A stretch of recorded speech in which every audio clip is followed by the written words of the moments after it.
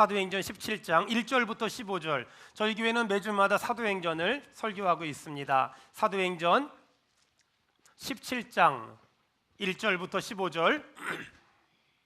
사도행전 17장 1절부터 15절. 제가 한 절 읽고 여러분이 한 절 읽으면서 교독합니다. 3층에 계신 분들도 4층에 또 지하에서 영상으로 예배드린 분들도 예배에 집중해 주시길 바랍니다. 저 4층 영화부실과 지하의 영화부실에 있는 분들도 예배에 좀 더 집중해 주시기 바랍니다. 사도행전 17장 1절부터 15절입니다. 교독합니다. 그들이 암바볼리와 아볼로니아로 다녀가 데살로니가에 이르니 거기 유대인의 회당이 있는지라. 바울이 자기의 관례대로 그들에게로 들어가서 새 안식일에 성경을 가지고 강론하며 뜻을 풀어 그리스도가 해를 받고 죽은 자 가운데에서 다시 살아나야 할 것을 증언하고 이르되 내가 너희에게 전하는 이 예수가 곧 그리스도라 하니 그 중에 어떤 사람 곧 경건한 헬라인의 큰 무리와 적지 않은 귀부인도 고난을 받고 바울과 신라를 따르나 그러나 유대인들은 시기하여 저자의 어떤 불량한 사람들을 데리고 때를 지어 성을 소동하게 하여 야손의 집에 침입하여 그들을 백성에게 끌어내려고 찾았으나 발견하지 못하매 야손과 몇 형제들을 끌고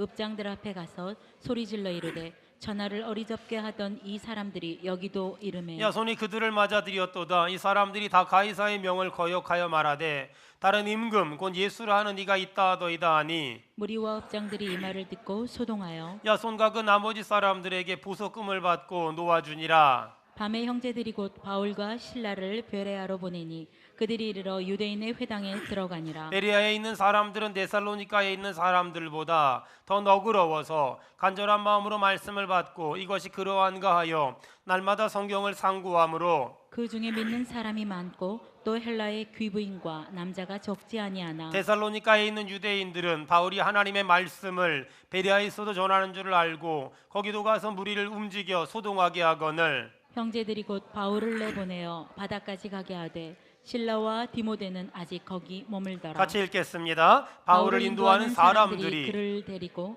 아덴까지 이르러 그에게서 실라와 디모데를 자기에게로 속히 오게 하라는 명령을 받고 떠나니라. 아멘. 바울이 복음을 전했어요. 그랬더니 복음을 받아들인 사람들은 바울과 신라를 따랐어요. 여러분, 복음을 전하면 두 가지 반응이 있는데 어떤 사람들은 복음을 듣고 쫓아오는데 5절 한번 읽겠습니다. 5절 다 같이 읽겠습니다. 시작. 그러나 유대인들은 시기하여 저자의 어떤 불량한 사람들을 데리고 때를 지어 성을 소동하게 하여 야손의 집에 침입하여 그들을 백성에게 끌어내려고 찾았으나 자, 4절에 보니까 바울이 복음을 전했더니 바울을 따라온 사람들이 있고 5절에 보니까 바울이 복음을 전했더니 바울을 죽이겠다고 쫓아온 사람들이 있었어요. 항상 복음을 전하면 두 가지의 반응이 나타나는데 복음을 듣고 따라오는 사람들과 복음을 듣고 죽이려고 달려드는 사람들이 항상 있다는 거예요. 여러분, 예수 그 이름은 어떤 사람에겐 평안함이요 힘이요 능력인데 어떤 사람은 화가 나고 속상하고 짜증이 나는 이름이래요. 여러분은 예수 그 이름을 들으면 마음이 어떻습니까? 제가 일부 예배 때는 예수 그 이름을 들었을 때 기분 나쁘면 나가라고 했는데 2부 예배 때는 두 사람 정도가 있을 것 같아서 나가지는 말고 여러분은 예수 그 이름을 들으면 마음이 평안합니까? 아니면 별로 재미없습니까? 저는 여러분이 예수님의 이름을 들었을 때 마음의 위로가 되길 바라며 아멘 합시다. 아멘. 마음의 힘이 되길 바라며 아멘. 마음이 뜨거워지기를 주의 이름으로 축원합니다. 아멘. 예수님을 믿는 사람, 하나님의 자녀가 된 사람, 하나님을 아버지라 부르는 사람은 예수 그 이름을 듣고 말씀을 듣고 복음을 들으면 마음에 평안함이 있고 마음이 행복하고 마음이 은혜롭고 마음이 성령 충만해지거든요. 저는 오늘 여러분이 예배를 드리다가 마음의 평안함이 회복되길 바라며 마음의 은혜가 회복되길 바라며 마음이 성령으로 충만해지길 바라며 마음이 복음에 대한 열망으로 뜨거워지기를 주의 이름으로 축원합니다. 아멘. 그런데 어떤 사람은 예수란 이름을 들었을 때 마음이 뜨거워지고 가슴이 뜨거워지는데 어떤 사람은 예수란 이름을 들었을 때 마음이 화가 나고 혈기가 생기는 사람들도 굉장히 많아요.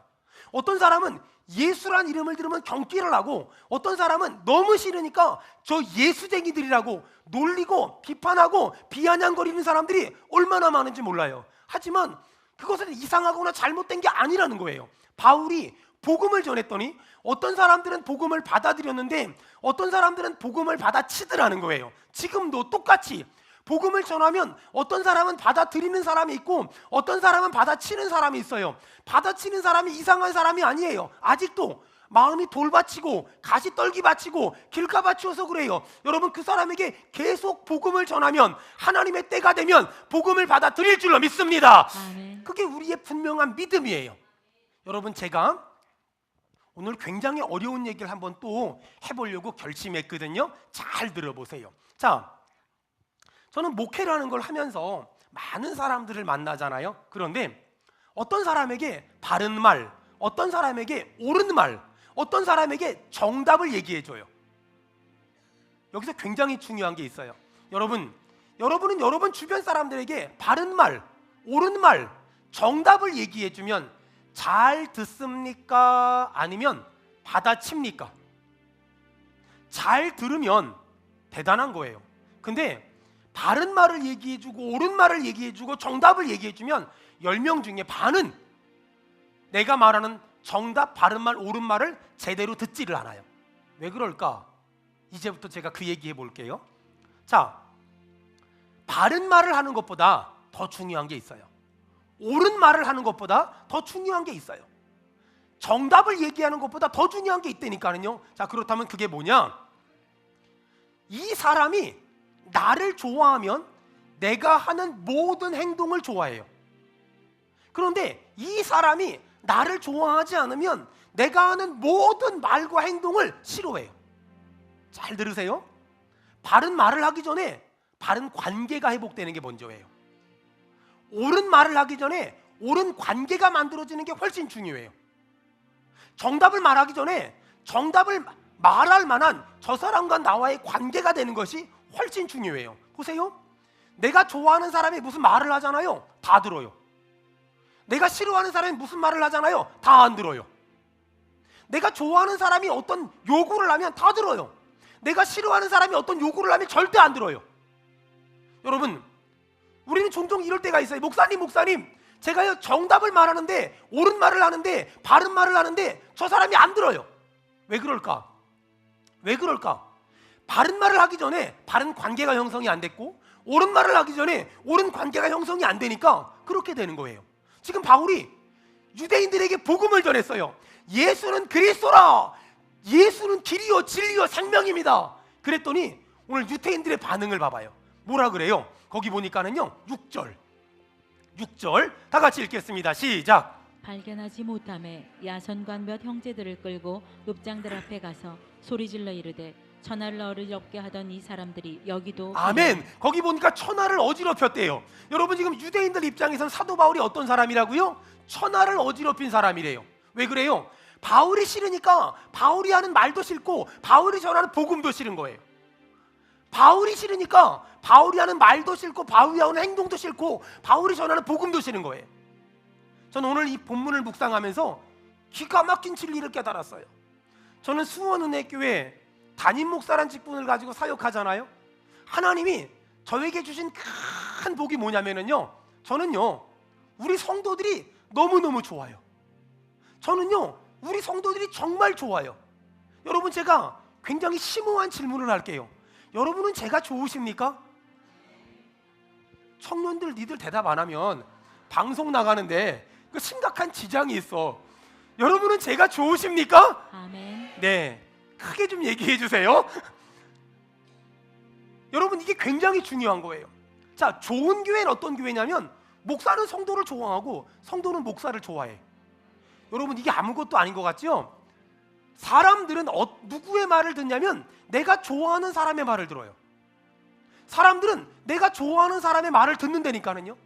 저는요 우리 현주한테 현주야 이건 이러고 이건 이러니까 이렇게 해라. 그럼 현주는 제 말을 들어요. 100% 들어요.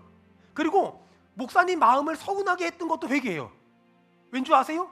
이 아이는 아기 때부터 저를 봤기 때문에, 그러니까 목사님이 뭘 생각하는지 뭘 의도하는지 너무 잘 알거든요. 그러니까 그렇게 되는 거예요. 잘 들으세요. 사람들은요 정답을 듣거나 옳은 말을 듣거나 바른 말을 듣지 않아요. 사람은요 내가 좋아하는 사람들의 말을 들어요. 여러분, 이제 그 사람이 왜 내 말을 안 듣는지 아시겠죠?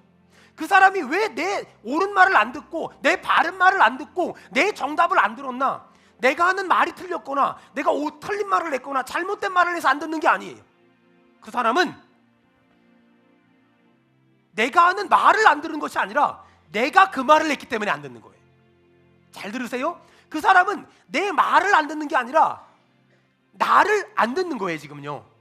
여러분, 제가 오늘 굉장히 어려운 말 할 거니까 굉장히 적용을 잘해야 돼요. 보세요. 여러분, 한 남자랑 한 여자가 좋아가지고 결혼했죠. 여러분, 좋아가지고 결혼했죠. NG. 여러분, 좋아가지고 결혼했죠. 그렇잖아요. 좋아가지고 결혼했는데요, 그러면 남편의 눈에 아내가 너무 이뻐 보이고 또 아내의 눈에 남편이 너무너무 좋아 보여야 돼요. 옆 사람 보고 좀 물어보세요. 요즘엔 그 집은 어떠시냐고. 시작. 남편은 아내가 좋아 보이고 아내는 남편이 좋아 보여야 되잖아요. 여러분, 남편이 좋으면은요 남편의 말을 들어요. 아내가 좋으면은요 아내의 말을 듣는 거예요. 보세요. 부모 자식 간의 관계도 그래요. 여러분, 부모가 아이들에게 바른 말을 하고 옳은 말을 하고 정답을 하거든요. 근데 애들 안 들어요. 왜 안 들을까요? 내가 내 부모를 좋아하지 않는 거예요. 내가 내 아버지를 좋아하지 않고 내가 내 어머니를 좋아하지 않는 거예요. 여러분, 교회도 마찬가지예요. 성도가 목사를 좋아하잖아요. 그럼 성도가 목사 말을 들어요. 이게 단순하지만 굉장히 중요한 거예요. 보세요. 며느리가 시어머니를 좋아하잖아요. 그럼 시어머니가 무슨 말을 해도 들어요. 며느리가 시어머니를 좋아하지 않잖아요. 무슨 말을 해도 기분 나빠요. 여러분, 목사가 성도를 좋아하고 성도가 목사를 좋아하잖아요. 그 교회는 얼마나 행복한데요. 그 교회는 얼마나 신나는데요. 그 교회는 얼마나 재밌는데요. 여러분, 제가요 중3 겨울방학 때 서울로 전학을 왔어요. 그런데 제가 중3 겨울방학 때까지 시골에서 학교를 다녔는데, 중학교를 다녔는데, 우리 영어 선생님은요 농업도 가르쳤고요, 기술도 가르쳤고요, 가정도 가르쳤고요, 영어도 가르쳤어요. 그러니까 기술을 문제를 풀다가 답을 모르면 가정을 풀면은 남자들은 기술보다 가정 정답을 더 잘 알거든요. 그래가 풀며가 쓰면은 맞아요. 근데요 정말 영어를 못 가르치셨어요. 그래서 제가 시골에서 공부 좀 한다 그랬기 때문에 성문 기초 영문법을 가지고 공부했거든요. 근데 서울로 딱 전학을 왔는데 애들 책상 위에 성문 종합 용어가 올라와 있어요. 저는 성문 기초 영어를 했는데 종합 용어가 올라와 있는데 더 충격은 애들이 이미도 성문 종합 영어를 2번, 3번씩 공부하고 고등학교 1학년으로 올라왔다는 거야. 나는 기초 영문법 책도 처음 봤는데 얼마나 실력이 차이가 났겠어요. 그런데 제가 3월 3일 날 학교를 갔는데 저희 학교에 3월 15일 날 영어 선생님이 새로 오셨어요. 제가 사립고등학교를 다녔는데 선생님들이 전부 50대 중반이에요. 근데 영어 선생님이 새로 오셨는데 29살. 지금 생각해보면 이쁘지 않았어요. 근데 그때는요 남자만 수천 명 모인 학교에서 여자 선생님 몇 분 계신데 그중에 20대는 그분밖에 안 계셨어요. 너무너무 이쁜 거야. 심하게 이쁜 거야. 그분한테 너무너무 잘 보고 싶은 거야. 전 그래가지고 열심히 영어 공부해서요 제가 서울로 전학 가서 중간고사 봐가지고요 100점 맞았다니까는요. 이유는 간단해요. 선생님이 좋으면은요 과목 점수가 잘 나와요. 이 단순한 진리를 아십니까? 선생님이 좋으면은요 공부를 열심히 한다니까는요. 아니 집에서 엄마가 너 두부 좀 사와라, 왜 나만 시키고 그래요 이러거든요. 학교 가서 영어 선생님이 출석부 좀 갖고 와라, 할렐루야. 이렇게 되는 거예요. 이게요 얼마나 은혜가 되고 막 그냥 출석부 갖고 오는데 주의 성령이 강하게 임재한 느낌이야. 얼마나 좋고 얼마나 행복한데요. 제가 고등학교 때 그래서 대학 때 영문과 갔잖아요. 너무 영어 선생님 좋아서. 하지만 대학 가서 영문과를 가봤더니 현실은 만만하지 않았어요. 어쨌든 간에 선생님이 너무 좋으니까 공부도 열심히 한다니까는요. 여러분, 신앙생활이 그래요. 여러분, 누가 신앙생활 잘하는 줄 알아요? 목사를 좋아하면은요 신앙생활 잘하고요, 목사를 싫어하면은요 신앙생활도 잘 안 하더라고요. 오늘요 하나님의 성령이 강력히 임재해서요 목사가 좋아지는 은혜가 임하기를 주의 이름으로 축원합니다. 아멘. 여러분, 이게 아무것도 아닌 것 같지만 굉장히 중요한 게 목사와 성도가 관계가 좋잖아요. 목사가 설교를 해요. 여러분, 사랑은 오래 참는 겁니다. 관계가 좋으면 성도들이 아멘 해요. 근데요, 목사와 성도가 관계가 안 좋잖아요. 여러분, 사랑은 오래 참는 겁니다. 그러면은요, 말로는 안 하는데요, 관계가 안 좋으면은요, 마음속으로 너나 참으세요 그래요. 관계가 좋으면 여기서 설교하면 저기서 아멘을 하는데, 관계가 나쁘면 여기서 설교하면 저기서 받아쳐요. 관계가 나쁜 교회 있잖아요. 그 교회는요, 설교 시간 내내 탁구를 쳐요. 탁구를. 사랑은 오래 참는 겁니다. 웃기지 마세요. 오래 참는 겁니다. 너나 잘하세요. 그리고 설교 시간 내내 탁구를 쳐요. 오래 참으세요. 웃기지 마세요. 오래 참으세요. 너나 잘하세요. 이거 탁구를 친다니까, 탁구를. 옆 사람 보고 물어보세요. 그런 적 있냐고. 시작. 빨리 끄떡거려요. 빨리. 너무나 많은 사람들이 예배 시간에 예배를 안 드리고 탁구를 쳐요. 아멘하고 받아들여야 되는데, 아멘하고 받아들이는 게 아니라, 여러분 기도하세요. 너나 하세요. 찬송하세요. 너나 하세요. 새벽 예배 나오세요. 너나 졸지 마세요. 이러는 교회가 얼마나 많은지 몰라요. 너무나 많아. 왜 그래요? 목사님이 설교할 때 나쁜 말, 이상한 말 하는 게 아니에요. 바른 말, 옳은 말을 하거든요. 문제는 성도들과 목사님의 관계가 무너지고 깨졌다 보니까 목사님의 설교를 들었음에도 불구하고 받아들이는 것이 아니라 받아치고 있다는 거예요. 그러니 영적으로 말라가고 영적으로 병들고 영적으로 죽어가는 사람들이 이 땅에 얼마나 많은지 몰라요. 여러분, 우리가 바른 말을 하고 옳은 말을 하고 정답을 하는 것도 중요하지만, 더 중요한 건 그러기 전에 저 사람이 나를 좋아해야 돼요. 저 사람이 나를 좋게 봐야 돼요. 저 사람이 나를 마음으로 받아들이고 나면, 그러고 나면 그 사람이 내가 하는 말을 받아들이게 돼 있어요. 중요한 거. 여러분, 그렇다면 학교에서 선생님이 학생들에게 공부를 가르친 것보다 더 중요한 게 뭘까요? 아이들이 선생님을 좋아하게 만들어야 돼요. 여러분, 직장에서 사장님이, 원장님이, 선생님들이, 직원들이 일을 잘하게 만드는 것보다 더 중요한 게 뭘까요? 직원들이 사장님을 좋아하게 만들어야 돼요. 여러분, 자녀들에게 바른 말을, 정답을 말하기보다 더 중요한 게 뭘까요? 아빠를 좋아하게, 엄마를 좋아하게 만들어야 돼요.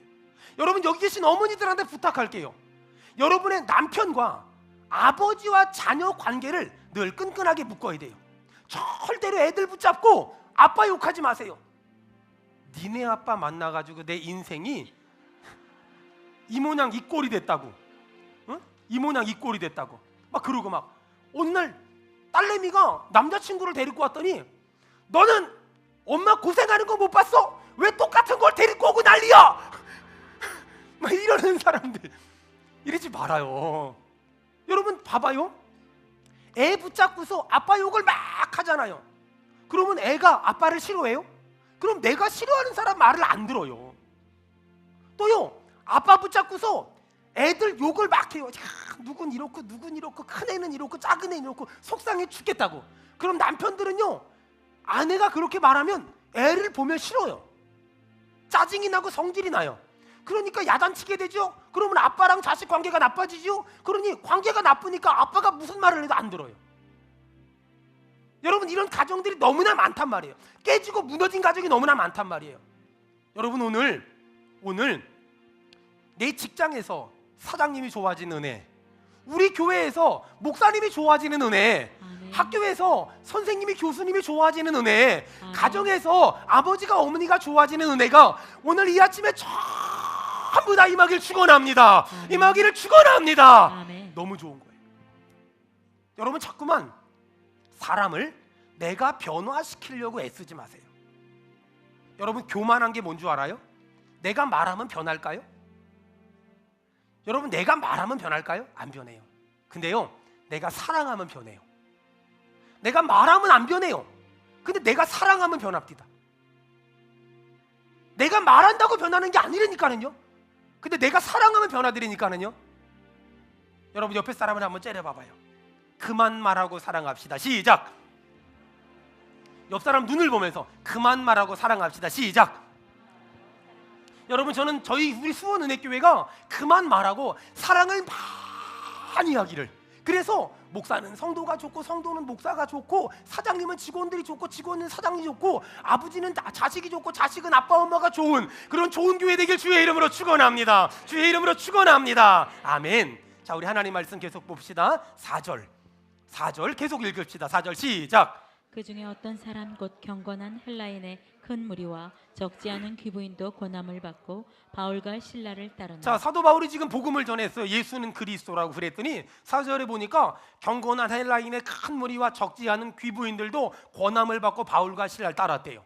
여러분, 사도 바울이 예수는 그리스도라고 복음을 전했더니 어떤 사람들은 바울이 전한 복음을 듣고 따라왔는데 어떤 사람들은 바울을 고발했어요. 어떤 사람은 바울을 고발하고 복음 전하는 바울을 매도하고 복음 전하는 바울을 비난했어요. 여러분, 여기서 중요한 거,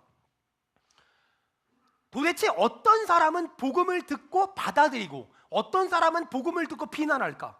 그리고 복음을 듣고 받아들인 사람들은 어떤 사람일까? 여러분, 예수를 믿는다는 건 어떤 의미일까? 오늘 중요한 얘기 또 해볼게요. 예수를 믿는다는 건 어떤 의미냐면 그냥 믿습니다, 아멘, 이게 믿는 게 아니에요. 예수를 믿는다는 건 어떤 의미냐면요, 이런 거예요. 예수님을 왕으로 모시고 예수님을 주인으로 모시며 예수님을 신랑으로 모시는 것, 그것을 예수님을 믿습니다라고 말하는 거예요. 믿습니다를 말하는 게 믿는 게 아니라 예수님을 따라합시다. 왕이십니다. 주인이십니다. 신랑이십니다. 이게 예수를 믿는다는 의미예요. 자, 보세요. 왕, 주인, 신랑, 세 가지 특징이 있어요. 왕은 한 나라의 결정권자고, 주인은 한 직장의 결정권자고, 신랑은 한 가정의 결정권자예요. 여러분, 예수님을 믿습니다 이 말은 무슨 말이냐면요, 그동안 내가 가지고 있었던 모든 결정권들을 예수님께 드립니다 이 말이에요. 이제는 내가 결정하지 않겠습니다. 내 아들, 내 딸의 인생, 내 인생, 내 남편의 인생, 내 아내의 인생, 내 자식의 인생, 내 부모의 인생, 내 남은 인생, 내 사업, 내 모든 것들 내 마음대로 결정하지 않겠습니다. 내 뜻대로 결정하지 않겠습니다. 주님이 결정하시면 나는 따르겠습니다. 따라합시다. 주님이 결정하시면 나는 순종하겠습니다. 더 크게 합시다. 주님이 결정하시면 나는 순종하겠습니다. 마지막으로 합시다. 주님이 결정하시면 나는 순종하겠습니다. 여러분, 이 말에 동의하는 사람 크게 아멘 합시다. 아멘. 주님이 결정하시면 나는 그대로 순종하겠습니다. 이걸 예수를 믿습니다 말하는 거예요. 주님이 결정하시면 나는 순종하겠습니다. 주님이 결정하시면 나는 순종하겠습니다. 여러분, 예수를 믿는다고 말하지만 너무나 많은 사람들이 예수를 믿는다고 말하면서도 결정을 내 마음대로, 내 기분대로, 내 성질대로, 내 혈기대로, 내 의지대로, 내 경험대로 하는 사람들이 너무나 많아요. 여러분, 오늘까지 예수 믿는다고 말했지만 어떤 결정을 할 때 내가 했다면 취소하세요. 목사님 이미 결정했는데요, 사람들한테 말했는데 어떡해요? 하지 말아요. 그동안 내가 내 맘대로, 내 뜻대로, 내 기분대로, 내 감정대로 결정했다면, 어떤 사람들은 이래요. 목사님 제가 기도해보고 결정하겠습니다. 여러분, 기도해보고 결정하겠다고 말하고 결정했는데 기도 안 했으면 가짜예요. 목사님 제가 기도해보고 결정하겠습니다. 그러면 기도를 하고 결정해야 되는데 기도해보고 결정하겠다고 말만 해놓고 기도 안 해놓고 결정했으면 거짓말이에요. 여러분, 예수를 믿는다는 건 무슨 말이냐면 내가 가지고 있는 모든 결정권을 하나님께 드립니다. 이게 여러분, 결정권이 나에겐 없어요. 난 아무것도 결정할 수 없어요. 주님 결정하시는 건 우린 순종할 자격만 있지 결정할 자격은 우리에게 없어요. 여러분, 예수 믿는다는 게 뭐예요? 예수 믿는다는 건 그분이 왕이시며 그분이 주인이시며 그분이 신랑이심을 고백하는 거예요. 그 말은 내 인생의 모든 결정권이 나에게 있는 것이 아니라 주님께 있음을 고백하는 것이고, 주님이 결정하시면 나는 순종하겠습니다. 따라합시다. 나는 순종하겠습니다. 나는 순종하겠습니다. 여러분, 주님이 결정해서 알려주시면 순종하기를 주의 이름으로 축원합니다. 아멘. 이게 믿음이고 이걸 신앙이라고 말해요. 자, 10절 다 같이 읽겠습니다. 10절 시작. 밤에 형제들이 곧 바울과 실라를 베레아로 보내니 그들이 이르러 유대인의 회당에 들어가니라. 아멘. 거기 보니까 바울이 데살로니가에서 복음을 전하고 있었거든요. 문제가 생겼어요. 유대인들이 쫓아와서 복음을 막 못 전하게 괴롭히는 거예요. 그러니까 바울이 피해가지고 베레아로 도망가네. 또 베레아에서 막 복음을 전했더니 또 유대인들이 거기까지 쫓아와서 이번엔 아덴으로 도망갔네. 질문. 여러분, 바울이 데살로니가에서 베레아로, 베레아에서 아덴으로 도망간 거 성령님이 보내지 않았어요. 너 가라 그러지 않았어요. 유대인들이 쫓아다니면서 괴롭힌 거예요. 그러니까 어쩔 수 없이 간 거예요. 여러분, 옆 사람한테 보고 물어보세요. 오늘 예배에 어쩔 수 없이 왔지요. 시작. 원래 인생이 내 계획대로 풀렸으면 여기 안 와서 앉아 있을 사람들 여기 3분의 2.9예요. 여러분, 짧은 인생 살며 깨달은 게 뭔 줄 알아요? 우리 인생에는요 회방꾼들이 있어요. 우리 인생에는 말이에요 방해꾼들이 있습니다. 가만히 인생을 돌아보면 우리 주변에 나를 힘들게 하는 사람들이 참 많아요. 나를 아프게 하는 사람들이 참 많고, 나를 울게 하는 사람들이 너무나 많고, 나를 한숨 짓게 만드는 사람들이 너무나 많고, 나를 잠자지 못하게 하는 사람들이 너무나 많아요. 어떤 사람은 그래요. 목사님 그런 사람들 때문에 죽을 것만 같고 미칠 것만 같고 너무 속이 상하고 너무 힘이 듭니다. 여러분, 근데 있잖아요, 참 신기한 게 우리 인생에는, 우리 주변에는 두 종류의 사람이 있어요. 딱 봐도 나를 도와줄 만한 사람들. 근데요 또 다른 사람들, 나를 힘들게 하는 사람들, 나를 아프게 하는 사람들, 나를 울게 하는 사람들, 나를 서운하게 하는 사람들, 나를 망하게 하는 사람들, 나를 넘어뜨린 사람들. 여러분, 그 사람들은요 오늘부터 집에 가서 자세히 보면 우리 주변에는요 딱 봐도 나를 도와주는 사람이 있고, 자세히 보면 저 사람이 나를 도와주는 사람이라고 인정하고 싶진 않지만 이내 이런 사람이 있어요. 그냥 딱 봐도 나를 도와주는 사람이 있고, 나를 힘들게 하는 사람인 줄 알았는데, 나를 아프게 하는 사람인 줄 알았는데, 나를 너무 고통스럽게 하는 사람인 줄 알았는데, 저 사람 때문에 내가 예수 믿게 됐어. 저 사람 때문에 내가 하나님께 가까이 가게 됐어. 저 사람 때문에 내가 기도라는 걸 하게 됐어. 저 사람 때문에 내가 하나님을 찾게 됐어.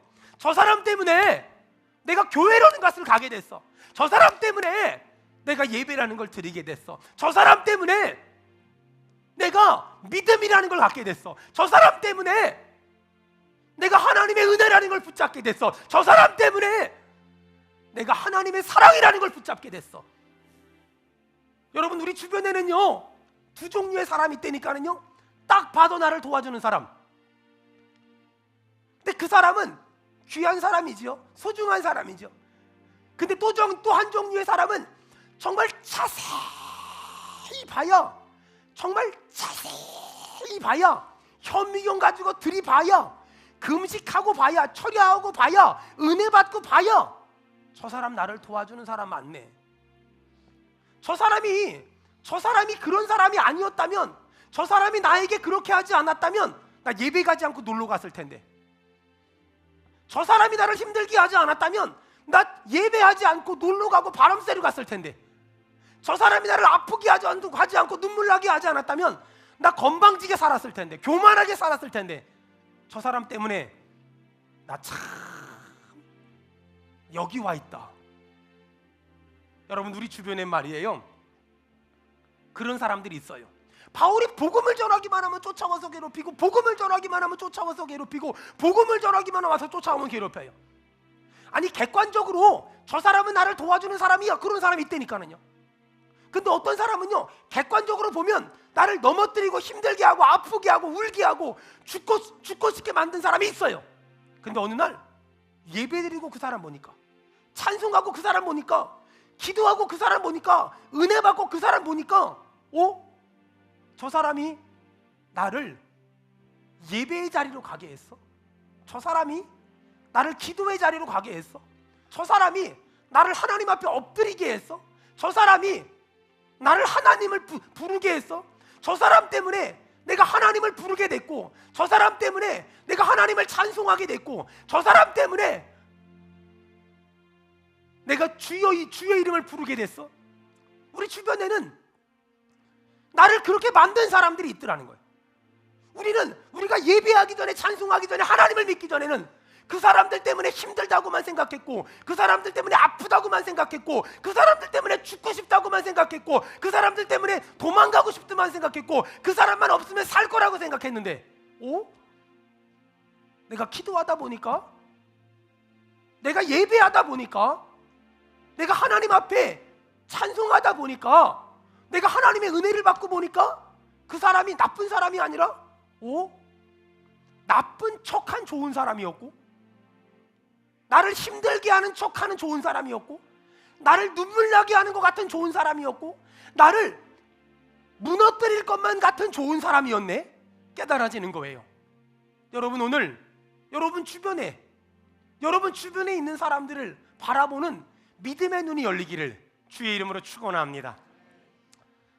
이 얘기하고 같이 기도했으면 좋겠어요. 제가 필리핀 바기오라는 지역에서 이게 선교센터가 있었는데, 제가 집을 떠나서 선교지를 들어갈 때 가장 멀리 들어갔던 선교지가 저 북쪽으로는 본톡이라는 지역이고, 이 본톡이라는 지역은 마닐라에서 바기오까지 7시간, 바기오에서 본톡까지 7시간, 본톡에서 여러분 계단식 논을 들어보셨죠? 계단식 논을 13시간을 걸어가야 비키칸이라는 데를 가요. 거기 가서 예배한 분들이 또 내려와요. 근데 거기보다 더 강적이 하나 있었어요. 곤자가라고, 바기오에서 뚜게가라오는 데까지 13시간, 뚜게가라오에서 또 유리 창문 없는 버스 타고 또 13시간을 가면 곤자가, 누에바 비스카야, 누에바 에스야, 이렇게 해가지고 거기 곤자가라는 곳을 가요. 걸어서 또 7시간. 근데 그 동네 거의 다 도착을 했는데 비가 많이 와가지고 이렇게 냇물이 흐르는데 거길 건너갈 수가 없는 거예요. 근데 참 필리핀 사람들 얼마나 지혜로운 사람들인지, 그 냇물을 못 건너가니까 우리나라 사람들은 어떤 개발을 했을 텐데, 이 사람들은 어떻게 했냐면, 동네 사람들이 죄다 나와가지고 거기 저처럼 이렇게 꼭 지나가야 되는 사람들을 위해서 거기서 돌멩이를 개다리 보침처럼 만들어가지고요 들고 있는 거예요. 냇물을 건너가야 되는데 그냥 건너가면 떠내려가니까 돌멩이를 지고서 건너가면 안 떠내려가요. 그걸 전부 개나리 보침처럼 비가 막 오는데 개나리 보침 만들어가지고요 우리나라 돈으로 1,000원씩 팔아요. 참 사람은 머리를 참 하여간 다양한 방법으로 써요. 그래가지고 그거를 이제 1,000원에 사가지고 그걸 메고 저희 8명 일행이 올라가는 거예요. 근데요 이 사람들이 가르쳐주는 게 있었어요. 그걸 매야 안 떠내려간대요. 또 하나, 물살이 너무 세니까 그걸 매야 안 떠내려가고, 그 다음에 직진으로 가면 떠내려가고 이렇게 라운딩해서 가야 된대요. 여러분, 때론 우리가 메고 있는 짐이 너무 무거워서 견디다 못해 쓰러지는 사람들이 너무나 많아요. 어떤 사람은 저한테 그래요. 목사님 내 자식이 짐이라고. 어떤 사람은 배우자가 짐이라고. 어떤 사람은 가족이 짐이라고.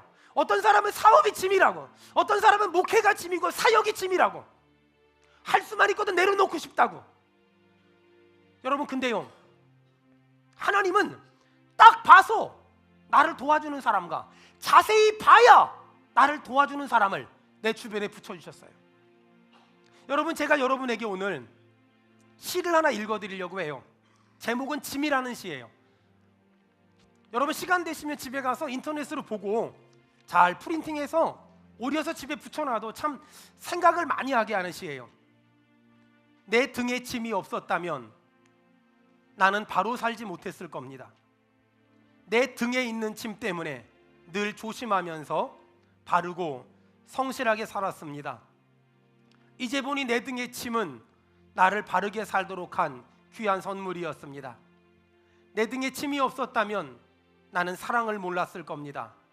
내 등에 있는 침의 무게로 남의 고통을 느꼈고 이를 통해 사랑과 용서도 알았습니다. 이제 보니 내 등의 침은 나에게 사랑을 가르쳐준 귀한 선물이었습니다. 내 등에 침이 없었다면 난 아직도 미숙하게 살고 있을 겁니다. 내 등에 있는 침의 무게가 내 삶의 무게가 되어서 그것을 감당하게 했습니다. 이제 보니 내 등의 침은 나를 성숙시킨 귀한 선물이었습니다. 내 등에 침이 없었다면 나는 겸손과 소박함의 기쁨을 몰랐을 겁니다. 내 등의 침 때문에 나는 늘 나를 낮추고 소박하게 살아왔습니다. 이제 보니 내 등의 침은 나에게 기쁨을 전해준 귀한 선물이었습니다. 물살이 센 냇물을 건널 때는 등에 침이 있어야 물에 휩쓸리지 않고 화물차가 언덕을 오를 때는 침을 실어야 헛바퀴가 돌지 않듯이 내 등의 침이 나를 풀이와 안일의 물결에 휩쓸리지 않게 했으며 삶의 고개 하나하나를 잘 넘게 했습니다. 가족의 짐, 직장의 짐, 인간관계의 짐, 이웃과의 짐, 가난의 짐, 물질의 짐, 몸이 아픈 건강의 짐, 슬픈 이별의 짐들이 내 삶을 감당하는 힘이 되어 오늘도 살아가게 하고 있습니다. 사랑하는 여러분, 우리는 우리 주변에 나를 도와주는 사람과 나를 힘들게 하는 사람이 있다고 생각했는데 성경은 우리에게 이렇게 말합니다. 나를 도와주는 사람과 자세히 보면 나를 도와주는 사람 있다고 합니다. 내 주변에 있는 모든 사람은 결국 나를 도와주기 위해서 하나님이 보내준 사람이라고 말합니다.